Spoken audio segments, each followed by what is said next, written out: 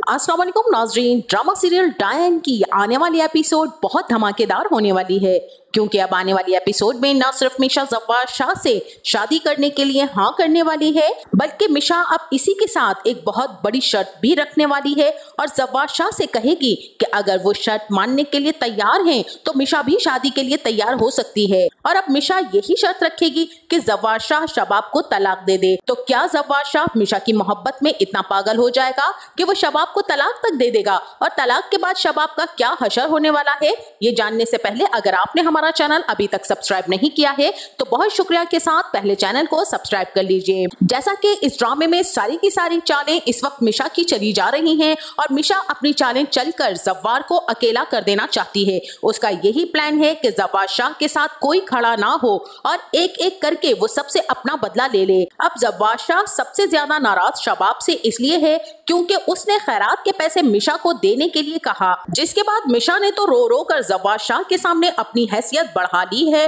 और उसके बाद उसने मैसेजेस करके भी मिशा ने जिस तरह से जव्वार शाह को घर पर वापस बुला लिया, अब जव्वार शाह भी घर वापस आते ही खाना खाने के बजाय सीधा मिशा के पास जाएगा, क्योंकि अब मिशा ने उसे ग्रीन सिग्नल्स दे दिए हैं और जव्वार को कहीं से ग्रीन सिग्नल्स मिले और जव्वार उनका फायदा ना उठाए, ये कैसे हो सकता है? अब जव्वार शाह भी ग्रीन सिग्नल्स का फायदा उठाते हुए जाकर मिशा का हाथ थाम लेगा और मिशा से कहेगा कि मिशा, मैंने तुम्हें बहुत मिस किया, बस मैं क्या करता, शबाब तो मुझे धोखे से ले गई, खुद भी खाना नहीं खाया और मेरा भी वक्त सारा जाया कर दिया। मैं तो चाहता था कि हम दोनों खाने पर जाते, फिर मैं तुम्हारी पसंद का खाना खाता और तुम मेरी पसंद का खाना खाती। बस तुम एक मर्तबा हाँ कर दो और इस शादी के लिए तुम मान जाओ। जो कुछ मैंने शबाब के लिए नहीं किया वो तुम्हारे लिए तो मैं जरूर करूंगा। अब मिशा ये सब कुछ सुनने के बाद सबसे पहले तो शबाब का चेहरा देखने के लिए शबाब के कमरे में जाएगी और शबाब मिशा को देखते ही काफी ज्यादा गुस्से में आ जाएगी। अब मिशा से शबाब कहेगी कि चली जाओ यहाँ से, जितनी जल्दी हो सके तुम यहाँ से चली जाओ, अपना बोरिया बिस्तरा बांधो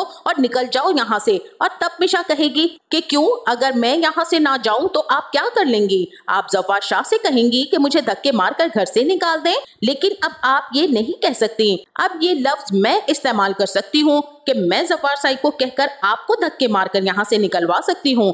हाँ, और एक बात और, मुझे जव्वार शाह ने शादी के लिए प्रपोज किया है, वो तो सिर्फ मेरी हाँ का इंतजार कर रहे हैं। अब यहाँ पर मिशा शबाब को बातें सुनाने के बाद बाहर आ जाएगी और शबाब वहीं पर बैठकर रोने लग जाएगी और इसी के साथ मिशा को भी जावेद की कॉल आ जाएगी और जावेद मिशा को मिलने के लिए बुलाएगा। और फिर मिशा कहेगी कि हाँ बताओ क्या काम था तुम्हें जो तुमने मुझे यहाँ पर बुलाया? और तब जावेद कहेगा कि मुझे तुम्हारी डील मंजूर है, अगर तुम मुझे पैसे दे सकती हो तो इसमें मेरा कोई नुकसान नहीं है और मुझे क्या करना होगा तफसील से मुझे सब कुछ बता दो तो मैं वो सब कुछ करने के लिए तैयार हो जाऊंगा, लेकिन याद रखना मुझे पैसों की सख्त जरूरत है और मुझे पैसे जल्द से जल्द चाहिए।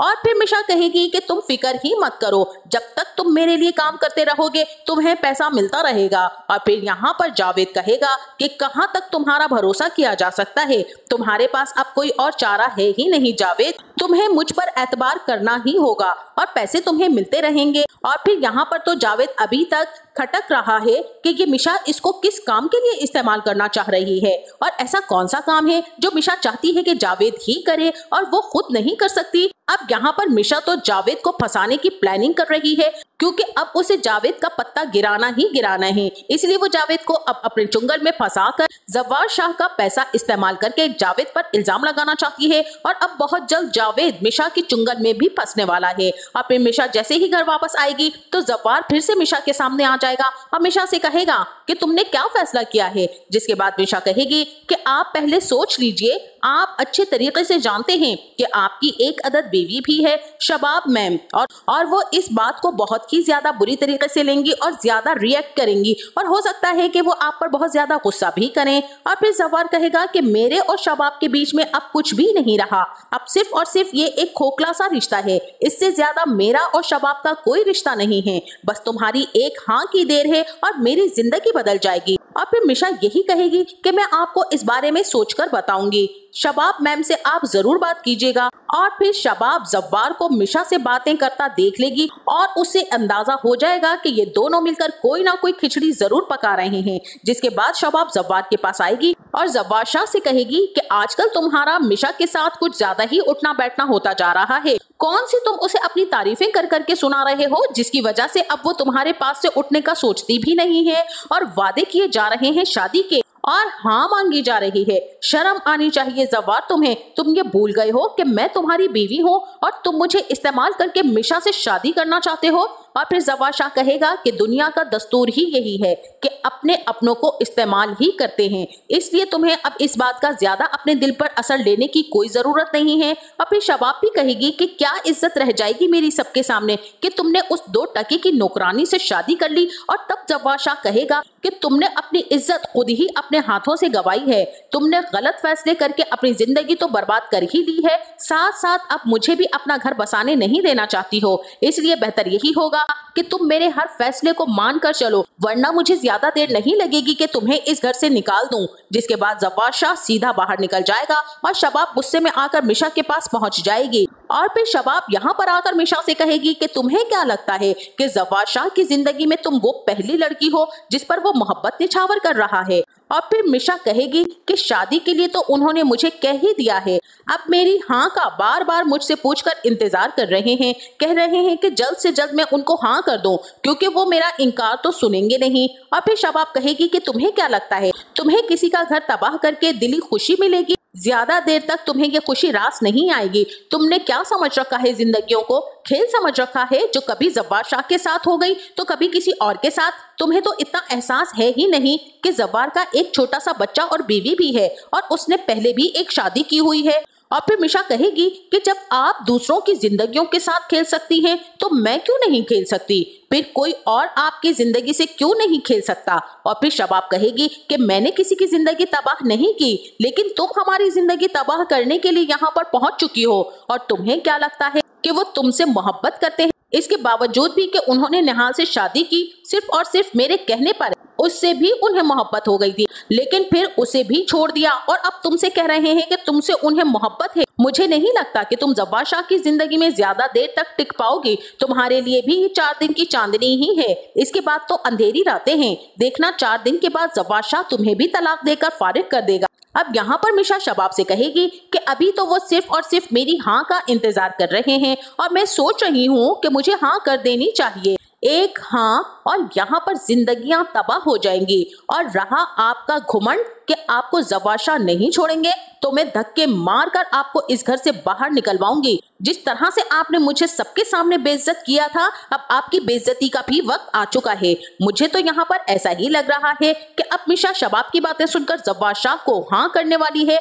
और जव्वाद शाह से कह देगी कि मैं सिर्फ और सिर्फ आपसे एक ही शर्त पर शादी करूंगी, अगर आप मुझसे शादी करने से पहले शबाब को तलाक देंगे, वरना तो वो औरत हमारी जिंदगियों में घुसकर हमें बहुत ज्यादा नुकसान पहुंचाती रहेगी। आपकी और मेरी शादी के बाद अब उनकी इस घर में कोई जरूरत नहीं है, इसलिए उन्हें वापस अपने घर चले जाना चाहिए। इसलिए बेहतर यही होगा कि आप शबाब मैम को तलाक दे दीजिए। अगर आप मेरी बात मानने के लिए तैयार हैं तो मैं भी आपसे शादी करने के लिए तैयार हूँ। अब इसी के साथ जव्वाद शाह के लिए ये सब कुछ बहुत मुश्किल होने वाला है, लेकिन उसके सामने मिशा है, इतनी खूबसूरत और इतनी प्यारी लड़की, और दूसरी तरफ है शबाब। और अब यहाँ पर मुझे तो ऐसा ही लग रहा है कि जव्वाद शाह यहाँ पर मिशा को ही चुनने वाला है और मिशा से कहने वाला है कि मुझे तुम्हारी शर्त मंजूर है, मैं शबाब को छोड़ने के लिए तैयार हूँ।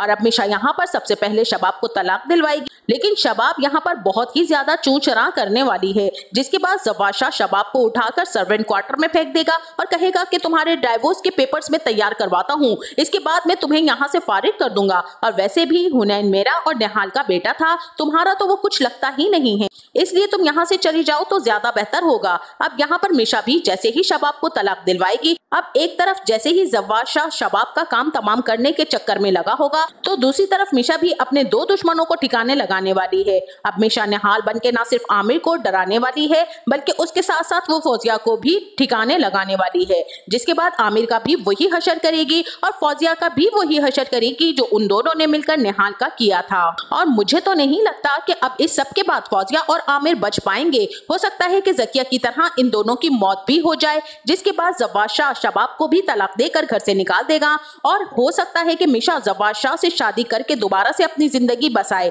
लेकिन जिस कदर मिशा को अब जव्वाद शाह से नफरत है, मुझे ऐसा ही लग रहा है कि अब सबको जव्वाद शाह से दूर करने के बाद मिशा आखिरी नंबर जव्वाद शाह का ही लगाने वाली है और फिर आखिर में जव्वाद शाह को सारी सच्चाई बताकर जव्वाद की जान भी लेने वाली है, क्योंकि इस सब में सबसे ज्यादा कसूरवार तो जव्वाद शाह खुद ही है। आपका इस बारे में क्या ख्याल है? हमें अपनी राय से जरूर आगाह कीजिएगा। जाते जाते वीडियो को लाइक और चैनल को सब्सक्राइब करना ना भूलिएगा। अपना बहुत सारा ख्याल रखिएगा। मिलते हैं नेक्स्ट वीडियो में, तब तक के लिए अल्लाह हाफिज।